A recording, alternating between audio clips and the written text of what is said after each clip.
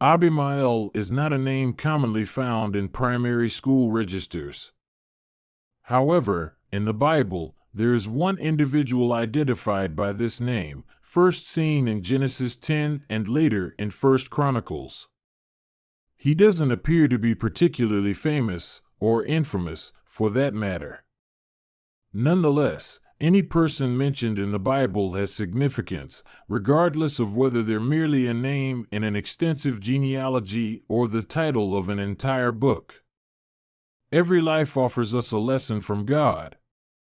So, let's delve into the character of Abimael and what he can reveal to us about ourselves. Abimael is first mentioned in Genesis 10 verse 28.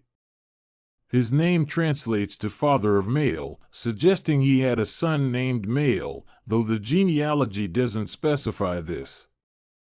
The context of this chapter reveals that he was a Semite, a descendant of Shem. For those unfamiliar with Shem, he was one of Noah's sons. Noah had 3 sons, Ham, Japheth, and Shem. All human races originated from these 3 sons post-flood. Shem's line is considered the most significant, at least in biblical narrative terms. This is because Shem's lineage eventually leads to a man named Abram, who later becomes Abraham, the patriarch of the Israelite nation. God chooses to make a nation his people through Shem's line, blessing and guarding the Israelites. While God ultimately incorporates the Gentile nations, those from Ham and Japheth, into his family, this doesn't lessen the importance of Israel in history. Abimael was one of Shem's descendants. The scripture doesn't provide much additional information except that he was the son of a man named Joktan, who lived when the earth was divided.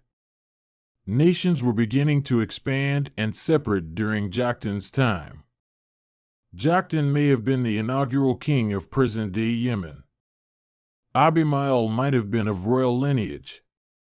He appears to have established a people group known for their spices. Abimael is mentioned only once more, in 1 Chronicles 1 verse 22. This passage offers no new information other than mentioning his brothers, who might give us some insight into his family. The brothers of Abimael include Almodad, Shalef, Hazarmaveth, Jerah, Hadaram, Uzal, Diklah, Obal, Sheba, Ophir, Havilah, and Jobab.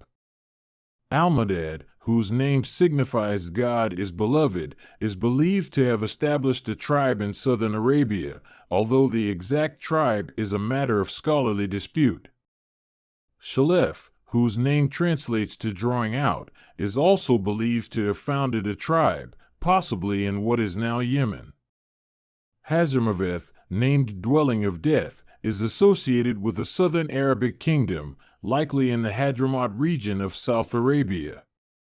Jerah, whose name can mean either the moon or smelling sweet, is believed to have led a group known as the Sons of the New Moon, who settled in the eastern Chandramat region of Arabia. Hadaram, a tribal founder, shares his name with a royal who later congratulated King David on his victory over Syria. Uzal, whose name implies something spun, was likely a leader in what is now Yemen, possibly giving rise to the Himyarite dynasty known for its vibrant architecture. Diklah, whose name translates to palm tree, is believed to have led a tribe in a palm-rich area of Arabia. Obal, also known as Ebal, is named stripped. Sheba, not to be confused with the later queen of Sheba who questioned Solomon, though she may have been his descendant, likely led the wealthy trading Sabaeans, known for their gold and frankincense. Ophir is associated with a gold-rich region, likely near Somalia, from which Solomon received gold shipments. Havilah, who shares his name with a territory mentioned in Genesis, likely founded a tribe near Ophir and Sheba. Jobab, the last listed, was likely another tribal leader. Each of Joktan's sons, including Abimael, went on to lead their own tribes, as confirmed in the genealogies in 1 Chronicles. Each became known for their unique contributions. All of these individuals, including Abimael, are part of Shem's lineage and play a role in the biblical narrative of Israel. Despite Shem being the far-off ancestor of Abraham, not all descendants of Shem became Israelites. So, which of the 13 sons of Joktan became the progenitor of Abraham's lineage? None of them. None of them were part of Abraham's lineage.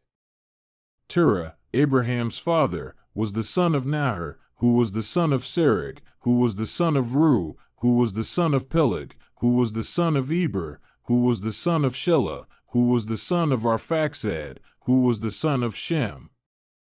This makes the study of these individuals seem somewhat insignificant, since none of them are directly related to Abraham's line. However, it's important to remember that the Bible doesn't mention anyone without reason. These men, including Abimael, formed significant tribes. These tribes played a major role in shaping history and eventually evolved into the nations we know today. It's also worth noting that every nation that has ever existed was founded by 3 individuals after the flood. So, it's not necessary that Abimael would be directly linked to Abraham and the Israelites. What lessons can we draw from Abimael, a Gentile king who isn't part of Abraham's lineage and who is mentioned only twice in the Bible, both times in genealogies that offer no insight into his character or the people he founded? Quite a bit, actually. Firstly, we can infer that the nation he founded was probably known for its spices. During Joktan's time, nations began to form and specialize in their exports. Spices are significant in the scripture, used in the incense in the temple and brought as gifts by the wise men to Jesus. God has a plan for every nation and bestows upon us different gifts and specializations that we can share. Secondly, while Abimael may not be directly in Abraham's lineage, he is part of Shem's lineage. Shem was an ancestor of Abraham. Abraham would have been surrounded by a variety of cultures, all originating from the descendants of people like Abimael's brothers. Abraham was called to be distinct from these nations. Lastly, it's important to focus on the early parts of Genesis. The Bible should be considered in its entirety, but the brief mention of names in Genesis introduces us to entire nations and ethnic groups. Genesis narrates our origin story, how the sons of one man gave rise to entire cultures and ethnic groups. From Abimael, we also learn that God had a plan for both the Israelites and the Gentiles. While God set the Israelites apart, He eventually allowed the Gentiles to be integrated into His family. Even though Abimael isn't directly part of the Israelite lineage, his descendants can now become part of God's family.